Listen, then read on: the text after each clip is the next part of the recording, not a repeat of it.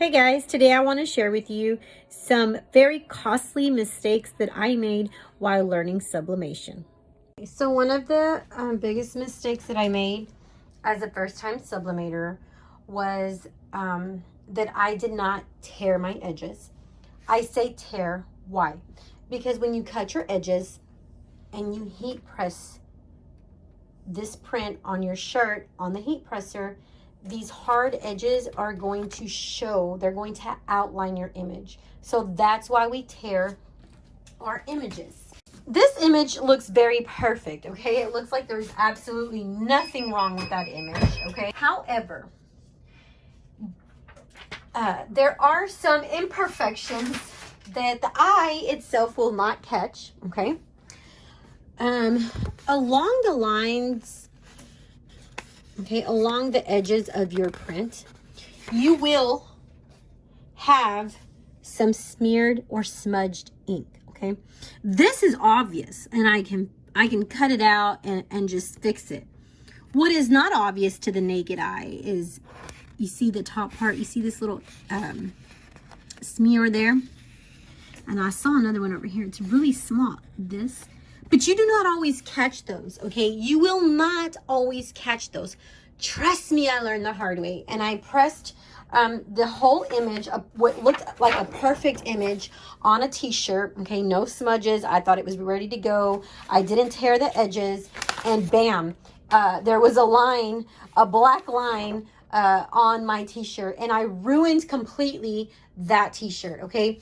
So that is one of the most common mistakes. Please tear your edges on your prints. Okay, another common mistake is that when you're sublimating on white, the ink will go through and will sublimate to the back of your shirt. Okay, so I just sublimated this white t-shirt here. And I put this paper in between, right? I opened it, put it in the middle. I learned that the hard way. I made about, I don't know, like 26 shirts and white ones, and didn't realize that my ink was seeping through to the back. On this, it did not, and the reason being is because, of course, I had this sheet underneath. I want you to take a look at this sheet so you can see that it really does go through.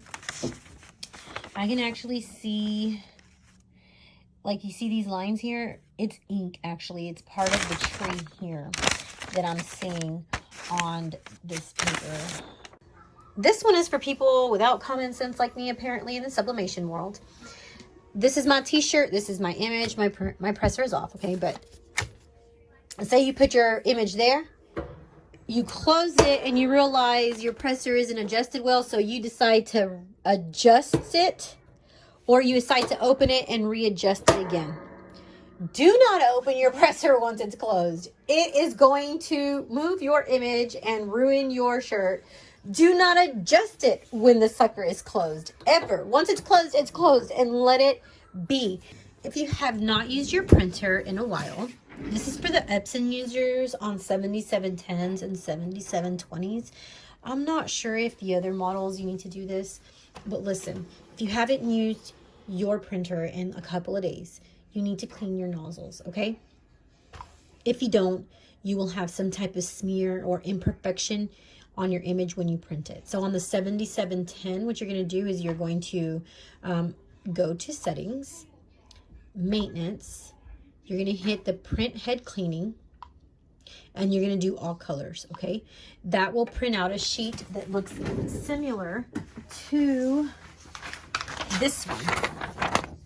If it's perfect like this, that indicates that your printer is ready to go and clean. If not, if there's imperfections or it's spotted, that means you need to keep cleaning it. But clean your printers when you have not used them in a couple of days.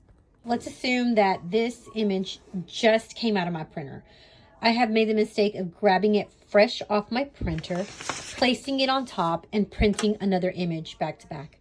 What I didn't do was allow the ink to dry, and so when I grabbed it, I actually left my fingerprints in the image, and when I pressed it on the t-shirt, you could literally see my thumbprint. So give it 10 seconds. I mean, when they're small prints, it's not that big of a deal, but when they're large prints like this, trust me, the ink is still wet and you're going to leave fingerprints everywhere. And I have ruined a couple of images doing this. Okay, another mistake I made was the butcher paper. We use butcher paper, number one, to protect the padding and the top of our press. And we use butcher paper to protect our t-shirts when we're pressing. There's my t-shirt. Here's my so-called image. My other butcher paper. And I press, okay? When you press, the image will transfer to this top butcher paper. It will, okay? So, what happens? Let's assume that you don't change your butcher paper and you grab your next t-shirt with your new image and you press. Let me tell you what's going to happen. The image that was on this butcher paper that you did not change out is now going to press on your new t-shirt.